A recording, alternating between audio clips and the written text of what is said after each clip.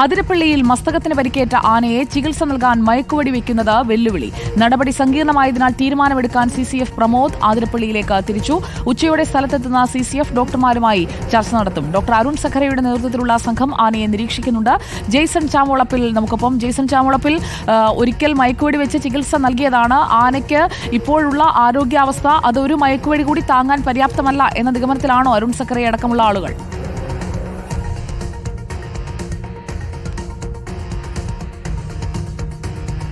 സുജിയ, തീർച്ചയായും ഇന്ന് രാവിലെയാണ് വീണ്ടും ആനയെ സമീപ പ്രദേശത്ത് കാണുന്നത്. ആന വളരെയേറെ ക്ഷീണിതമായിരിക്കുന്ന സ്ഥിതിയുണ്ട്. അതുകൊണ്ട് തന്നെ എന്ത് ചെയ്യണമെന്ന കാര്യത്തിൽ ഇപ്പോഴും അനിശ്ചിതത്വം നീളുക തന്നെയാണ്. അരുൺ സഖറിയ രാവിലെ തന്നെ ഏകദേശം 10:30 തന്നെ അതിരപ്പള്ളിയിൽ എത്തിയിട്ടുണ്ട്.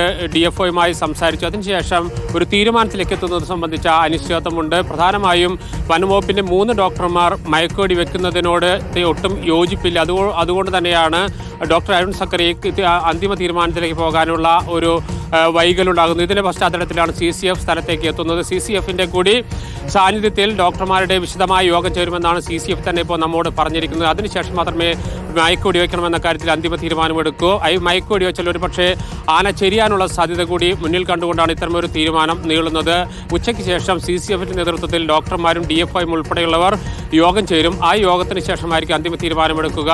എന്നാൽ അതിനു മുന്നോടിയായി കോടനാട് ആനയെ മയക്കുവെടി വെച്ച് കൊണ്ടുപോയാൽ അതിനെ ചികിത്സിക്കാൻ വേണ്ടിയുള്ള സൗകര്യങ്ങളിലെ പ്രാഥമികമായ ഒരു പരിശോധന രാവിലെ തന്നെ CCFും ഡോക്ടർ അരുൺ സഖറിയും അതുപോലെ തന്നെ DFOയും നടത്തിയിരുന്നു. ഇപ്പോൾ ഏതായാലും അനിശ്ചിതത്വം തുടരുന്നു. അല്പസമയത്തിനകം തന്നെ യോഗം ആരംഭിക്കും. സുജയ, കൂടുതൽ വിവരങ്ങൾ നമുക്ക് വീണ്ടും പ്രേക്ഷകരിലേക്ക് എത്തിക്കാം. ജെയ്സൺ ചാമോളപ്പിലാണ് വിവരങ്ങൾ നൽകിയത്.